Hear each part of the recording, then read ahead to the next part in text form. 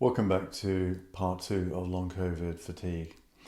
I'm Dr. Tim Robinson, formerly a family doctor for 30 years, now Long COVID Services for 5 years. I've been posting on podcast channels and YouTube. I hope they're helpful. If you like them, click subscribe. I have to add my usual disclaimer. Any advice or treatment I mention should only be considered after discussion with your doctor. In part 1, I talked about the causes and various aspects of long COVID fatigue. Here we are in part 2. I'll talk about how we are going to tackle it. So, how to tackle it? What are our objectives? Basically, we want to build energy reserves and reduce energy drains. Our energy levels are low. Our recharge levels are low. We can't do what we used to be able to do, so physically, mentally, socially, as our energy levels run out quicker. We need to know how to manage this. We need to know what our energy level limits are, what our capacity is, how big the battery is, and how much we can do. So how do we get to know how big your energy battery is? One handy way to do it is to do an activity diary, to use the traffic light system. So you classify tasks as either low, medium or high energy requirers. Okay, so you can label those as sort of a green, amber or red light. So that helps you know your limits. So for each task, ask yourself, is this a green, amber or red light? Okay, this brings awareness for energy usage and saving. So if you boom and bust and crash, okay, you ask yourself after you've done the task, was that a green, amber or red? Did I exceed my limits? So if it's yes, I exceeded my limits, for next time to avoid another bust, another crash. So you know about your energy needs. You now need to know about your energy management. And this brings us to what you really need to know, and that is the 4 Ps. The 4 Ps stand for plan, prioritize, pace, and power. Basically, the 4 Ps are going to be your new default setting going forward. So let's look at them each in turn. So, first P, planning. So, essentially you've got to plan before you do. Plan the task. Is it a green task, amber task, red task? Okay. Is it a low, medium or high energy requiring task? So what does it involve? In essentially, you've got to think it through before you do. Plan before you do. Not only plan before you do, but also you've got to plan your day. You've got to be strict with get-up times, strict with meal times, strict with sort of mid-morning and mid-afternoon breaks. You've got to incorporate that, weave that into your morning, your afternoon. 15, 20, 30 minutes doing nothing, just resting, maybe listening to a bit of music, just sort of like just looking out the window, just relaxing, doing nothing. Okay, time out. You've also got to be strict with bedtime. You've got to have that fixed in your mind. You've got to use that, in a way, self-discipline with this time and the structured day. You've got to be strict with yourself and others. It's a really important part of this whole process of managing your long COVID fatigue. So planning, that's the first P. Moving on to the second P, prioritize. Okay, so again, let's look at the tasks. Look at the tasks that in the morning, you've got it on your list as to what you would like to achieve in that day, your list of tasks. Okay, so you've got to order them according to the energy required. So obviously, high energy requiring task, red light, you needs to go at the top. A green light down the bottom. So time of day, obviously, first thing, when you're still fresh and alert, okay, you need to do the task that's going to demand more energy. And then green tasks can come later. Sounds like common sense, because it is common sense. Sounds obvious, because actually it is obvious. But, you've got to be strict on that as to figuring out which order you're going to be putting your tasks. An aid to that prioritization is what we call the 4Ds. You've got the four. I'm working my way through the 4Ps. How about the 4Ds? Well, the 4Ds are do, delay, delegate, and dump. Okay, so if you think of a task, a specific task, ask yourself, which are the 4Ds? Is it a D for do? You must do that task. Is it D for delay? Yeah, actually, it could wait a little bit. Or is it a task that you could give to someone else to do? So delegate, D for delegate. Or is it a task that actually doesn't need to be done? Is it something that you could dump, D for dump, bin it? Okay, so think of the 4Ds when you're prioritizing. Moving on now to the third P. P for pace, pacing. This is the big one. So again, think of a task. Think to yourself, remember, the planning bit, think before you do, but also think about the task in detail. Think about it. And how, is it a task that actually completed in one fell swoop? Or is it a task that actually probably need to break down into small chunks? Okay, so if you do, yes, small chunks, and then you can have a rest break between those chunks. And you've got to think about how to go about that. How am I going to be strict to myself to have those rest breaks? When can I say stop, rest, and then resume? Simple analogy, example is, say, vacuuming the house. Okay, well, as a big task, depending on how many rooms you've got in the house, of course. But, okay, so say you've got 6 rooms. So maybe do 2 rooms and then have a break, have a rest, okay? And then return to the tasks due to the second chunk, another 2-3 rooms. So what you've done is you've broken the task of vacuuming the house into 2 chunks, haven't you? Couple of rooms, rest, couple of rooms.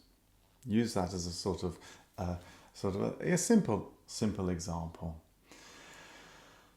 You've also got to ask yourself, how am I going to stop myself pushing on through? Let's get it done. That attitude, which is human nature. You just want to get it done, tick that task, move on to the next one. But actually, you've got to start getting strong with yourself. That self-discipline thing. You've got to say to yourself, you've got to ask yourself, how am I going to stop myself pushing on through? How am I going to deal with, actually, if you don't complete the task? So that can be a challenge. You've got to take control, and you've got to say, stop, finish it tomorrow if you haven't done it today. So pacing is really important. Remember, small chunks, and be strong, and make sure that you introduce those breaks. And then finally, the fourth P. P for power. Power to yourself, okay? So you've got to be able to be strong with yourself and say, look, okay, no, those negative thoughts, I must, I should, I ought to, no, say no to those. No one's judging you. Say no to feeling guilty if you haven't completed a task, for example. Say no to a setback if, you've actually busted and crashed, and you're disappointed because of that, or because you haven't achieved what you wanted to achieve in your task list, okay? Say no to those, okay? So, but, say yes to a break. Yes, I'm going to have a break now. Yes, or say yes to a treat. Actually, I earned this. I'm going to give myself some time out, and I'm going to have a coffee and a biscuit. I earned this. Say yes to control and power to the self. Tell yourself that, look, I am in control here. Long COVID is not in control of me. I'm in control of it. I'll do it in my own time. Power to yourself. Power to self. So you've got the 4 P's in play. That's jolly good. Okay, but actually, you've got to think of a plan B. Okay, why? Well, sometimes plans don't go to plan. Things don't go to plan.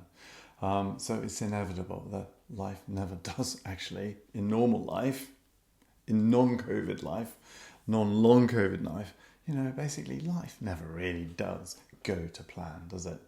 So you do need a plan B, and you've got to ask yourself, what is your plan B?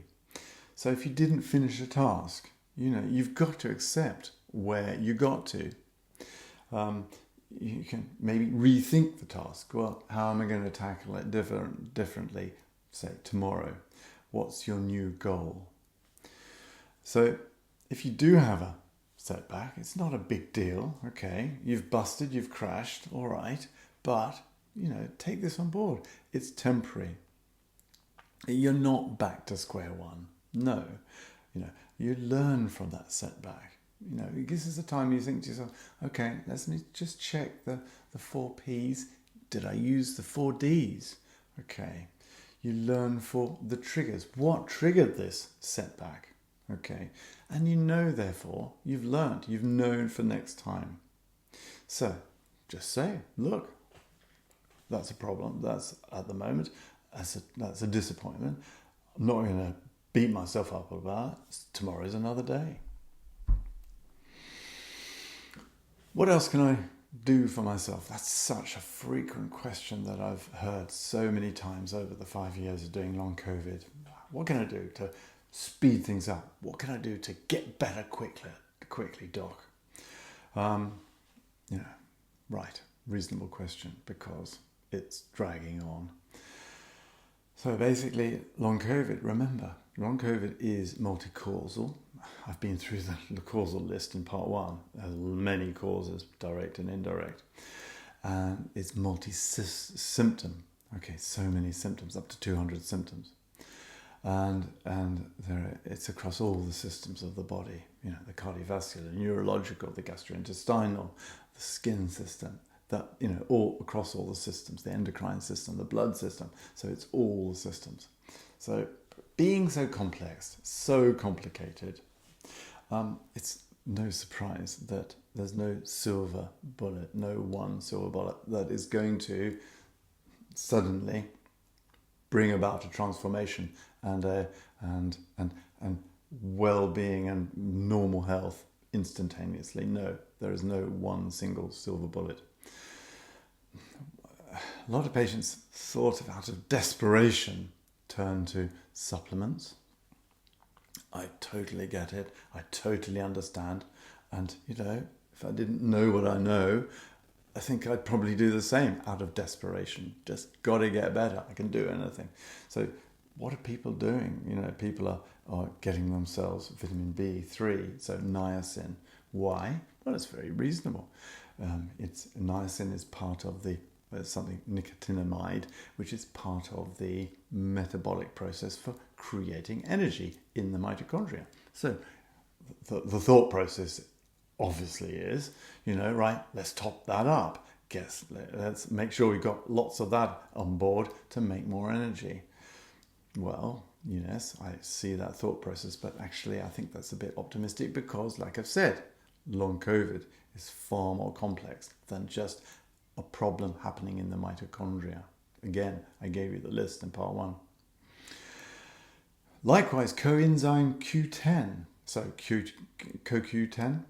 Again, it's one of the components and cofactors within the energy producing cycle, the Krebs cycle, the TCI cycle, oxidative phosphorylation for energy production within mitochondria. So a lot of people take coenzyme Q10, again for the same reasons. Top up the fuel the mitochondria.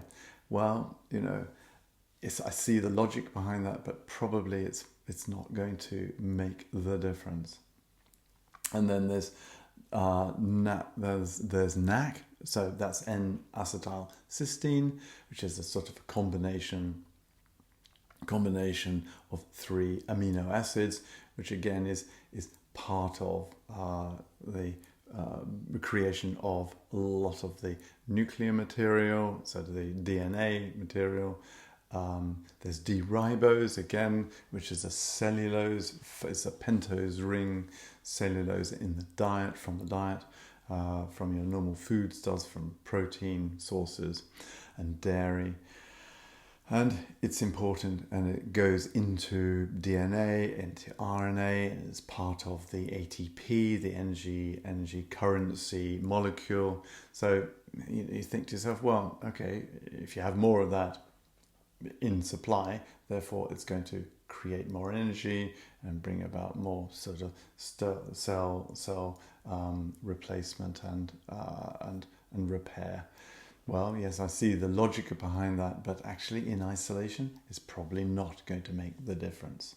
So all of those that are listed are non-herbal, and they do have some sort of evidence-based medicine behind them, small studies, and they're quite weak studies, weakly positive, that is. However, there is evidence that those supplements can bring about some improvements of your long COVID symptoms. They're also, like I said, those are non-herbal. There are herbal supplements, again, that some of them have some evidence-based medicine. There's something called pycnogenol, which is derived from pine trees, from a specific pine tree from Cyprus. There's quercetin in the skins of fruit specifically, but also vegetables, which is a naturally occurring polyphenol, so an antioxidant which plants have as their defense against bacteria and sort of other toxins. So there is evidence that brings some improvement to long COVID symptoms. There are a couple of others, something called Phyto-5, which was researched and wasn't very convincing. Nattokinase is another supplement that people use to help break down the microthrombi, the microclots. It's a naturally occurring, it's derived from fermented soya, and it is a fibrinolytic, it's a protease inhibitor. It breaks down the fibrin mesh that creates these microthrombi. So we have a number of patients who take this. Again, it's not backed up by medical research, but people can do what they want. You can get all these on the internet. So, but obviously beware. And with anything herbal, really important to beware, especially if you are on conventional medication, because herbal products can upset the normal absorption of your conventional medications. Either way, they can reduce the effectiveness of your conventional medication. So that conventional medication that is serving a purpose, like reducing your blood pressure, may not work so well, so your blood pressure will go up whilst you're on your herbal. Likewise, some herbal supplements can cause overactivity of your medication, so that medication can go into the toxic range. So again, beware of that. I usually say to patients, well, you can do what you want, really. I've given you my advice, and yes, long COVID is much more complicated than just taking a silver bullet, which isn't a silver bullet. It's not going to cure it. But if you want to, then it's up to you. But my advice is always going to be, trial them individually, and ask yourself after taking them for like 3-4 weeks, ask yourself, well, am I better, worse, or exactly the same? But obviously if you're better, your symptoms are better, your long COVID symptoms are better, your fatigue is better, for example, you're going to probably want to carry on with them. If they're worse, obviously you're going to want to, if you're going to want to stop it, okay, if you're feeling worse with this supplement, you're going to want to stop it. But if you're feeling exactly the same, actually it's not making any difference. After 3 or 4 weeks, chances of making a difference thereafter, probably pretty slim. So I would actually encourage the patients to stop taking the supplement at that time. And if they want to, try another one. And ask yourself again, am I better, worse, or exactly the same after 3 to 4 weeks? So it's up to you. But remember, as always, don't exceed the doses that the manufacturers recommend on their instructions on the box. Read the label. So, what do we know? Basically, progression out of long COVID fatigue is slow. Yes, it is slow, but it is possible.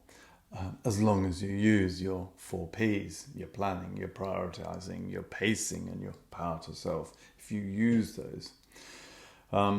So first, what are we saying? We're saying, find your baseline, as I said,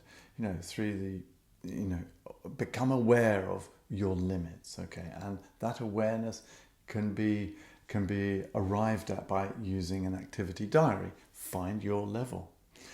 Then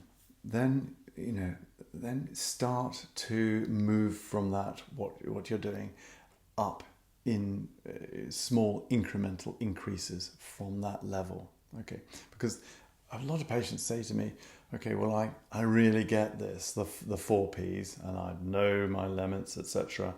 The energy envelope, as they call it. Don't really know what an energy envelope is. I think that translates to limits. No, I know my limit, but when can I make it? When can I increase it a little bit, and how much, and how often, etc. This is a common question that a lot of patients ask, and justifiably, they want to see some progress. Okay, so like I said, it's small incremental increases from that level. Check for boom and bust. Check for bust and crash. More specifically, check for post-exertional malaise when you have made that small incremental increase in what you're doing. So ask that question. God, have I busted here? Am I crashed? Or do I still feel okay? Good. Okay. I think the important thing is, yes, just keep with those small incremental increases. Don't be greedy. Don't be impatient. Too much too soon. No. So, in a way, after each of those increases, wait a few days or even a week before you go for the next small incremental increase. Okay, using the lamppost analogy. Okay, so you take yourself out, walking along the street. Day 1, you walk as far as the next lamppost, 30 paces, say. And you get there, and then you walk back. That was day 1, and do the same for the next day, for that week. Okay, so you say to yourself, well, I'm achieving that because at the end of that, each of those 30 paces out, 30 paces back, I've not crashed, I've not busted, I don't have post-exertional malaise. This is good news. So then after a week, you say to yourself, right, okay, small increase. Go to the next lamppost number 2. So 30 paces to the first one, 30 paces to the second one, 30 paces back, and then another 30 paces out. Ask yourself at the end of that, how do I feel? Next morning, how do I feel? Have I got post-exertional malaise? Have I busted? Have I crashed? No. Fantastic. Right. Next day, what do? Second lamppost again. Third day, second lamppost again, and back. Okay, end of that week. Hey, this is great. I've not busted. I've not crashed. I haven't got post-exertional malaise. Right. Let's go to the third lamppost. You get the picture. So it's slowly catch your monkey. Okay? Just don't be greedy. Don't be impatient. I know it's difficult. With each increase, don't forget to praise yourself. Hold on. You've made progress. This is fantastic. This is really positive. It's encouraging. It's success. So give yourself a treat. Pat yourself on the back. Okay. Gratitude to self, as they talk about. Okay. So you're slowly building it up. Whilst I'm talking about this slowly building up, I want to just touch on a sensitive topic, and that is this thing called graded exercise therapy. Now, you may have heard about this. About 20 years ago, this was introduced as a way of patients with ME/CFS getting out of their ME/CFS. And graded exercise therapy was exercise graded on a structured, regimented routine and a continued increase in the amount of exercise you do day on day. So every day, a little bit more, next day, a little bit more, next day, a little bit more.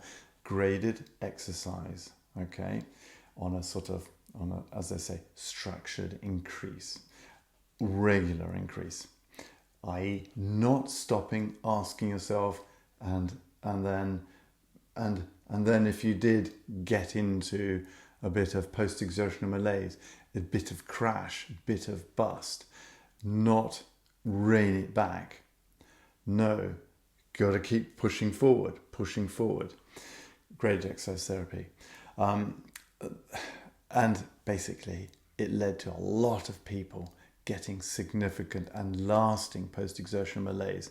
And so consequently, it has been written out of the storyline now. It has been discounted from the NICE guidelines for people getting over ME/CFS, managing ME/CFS. So that was in 21. The NICE guidelines basically actively discouraged it. So I wanted to mention that because a lot of people immediately when they hear me talking about slowly building it up, they think, oh my goodness, this is graded exercise therapy, and this is a no-no. This is gonna take me back to square one. So the answer is, it is not. This brings me quite neatly on to another question that is so frequently asked by both patients, but also people who are sort of taking a casual interest into long COVID. People who don't know about long COVID, they say, well, surely long COVID is the same as ME/CFS, isn't it? Isn't that the same thing? Well, the answer is no. So long COVID is not the same as an ME/CFS. Let me sort of expand that a little bit more. So long COVID, here we are 5 years on, we've now realised that there are various subgroups of long COVID that are in patients. So patients fall into a number of subgroups, and one of the subgroups is the patients who have had permanent tissue damage. Another subgroup is those patients who have ongoing inflammation in their system throughout the body. Another subgroup is those patients with dysautonomia, so dysfunctional autonomic nervous system. I talked about this in part 1. And then another group, the fourth group, is the patients who have persisting fatigue and malaise. And those are the patients who do look like ME/CFS. So one group of the long COVID population, one of the 4 groups, yes, do look like ME/CFS. You could be diagnosed with ME/CFS, but not the other ones. So the answer to the question is no, long COVID is not the same as ME/CFS across all patients with long COVID. When we look at the definition of ME/CFS as sort of described by the Institute of Medicine in 2016, the most recent definition of ME/CFS, that is basically persisting fatigue for more than 6 months, post-exertional malaise, brain fog, orthostatic problems, so problems with standing up, symptoms when you're standing up, and sleep disturbances. Those are the 5 criteria upon which patients are diagnosed with ME/CFS. So having heard that, you'll all realise that actually that long COVID has so many other symptoms attached to it. As we know, long COVID has anything up to 200 symptoms. So again, for that reason alone, ME/CFS, long COVID, they're not the same thing. We do know that fatigue is common after other infections, so post-infectious conditions. So other viruses can lead to this sort of persisting fatigue. And most famously, of course, is Spanish flu in 1918. And that was following on from a flu, influenza A virus, H1N1 virus. That led to a lot of patients, if they survived it, because a lot of people didn't, because we didn't have modern medicine then, but a lot of patients had persisting malaise, and they call it sort of infectious lethargica, and it was a persisting post-viral fatigue, if you like. Likewise, MERS, the other coronavirus, Middle Eastern Respiratory Syndrome, in 2012, as I said, another coronavirus like SARS-CoV-2 and SARS-CoV-1, they have showed persisting fatigue. After SARS-CoV-1, that was in 2003, that's the original coronavirus, SARS, they called it. There was a study that was done in Hong Kong when they looked at the patients who'd had the SARS infection in 2003, asked them in 4 years later how they were feeling, and 40% of those still had some persisting symptoms. That's suggesting, a degree of permanence, if not certainty of permanence of their elements of their condition. 30% of those patients could have actually been diagnosed with ME/CFS on the IOM, Institute of Medicine, criteria for ME/CFS. So viruses can cause persisting symptoms. Also bacteria. A lot of us have heard of Lyme disease. So Q fever is another one. So Coxiella burnetii is another one that brings about persisting fatigue. Giardia, which is a parasite, so it's the commonest cause for traveller's diarrhea, that can cause persisting symptoms years later. So, like I said, long COVID is not the same as ME/CFS. It is far more complex than that. But, some people with their long COVID will have a fatigue element more than other features of the long COVID. And so, yes, theoretically, they can be diagnosed with ME/CFS. So, the fatigue recovery, what can we expect? What do we see? What is our experience? What's my experience having been working in long COVID for 5 years? The collective experience is that there's slow improvement in fatigue, as alongside as the other symptoms, slow improvement of your other symptoms of long COVID. As long as there's careful management of those symptoms using the 4 Ps, for example, and the sort of treatments for specific elements of your long COVID your headaches are tackled. Your mast cell activation symptoms are tackled. So your irritable bowel type symptoms are tackled. Along with the management, careful management, it's also really important to, as I've said earlier on, and really emphasize the importance of understanding the whole long COVID process and the causes for it, because that not only sort of, like I said earlier, understanding it, it's helpful for you not only to validate it for other people, the doubters, but also for to give you sort of a grasp on what to expect and those expectations with regard to outcomes and time frame. So, summing up, I've talked, as I said, the causes of fatigue and the reasons why it's so important, and the validation. No, it's not all in my head. No, I'm not work shy. Actually, there's medical research evidence to show that there is damage and it can be measured.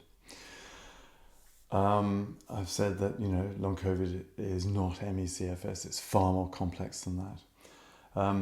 Reminding you, long COVID is multi-causal, multi-symptom, multi-system disease. So consequently, as a result of this, there's no single treatment. There's no silver bullet. We need to treat the fatigue along with everything else, like I was saying, those other symptoms, more specific elements of your long COVID.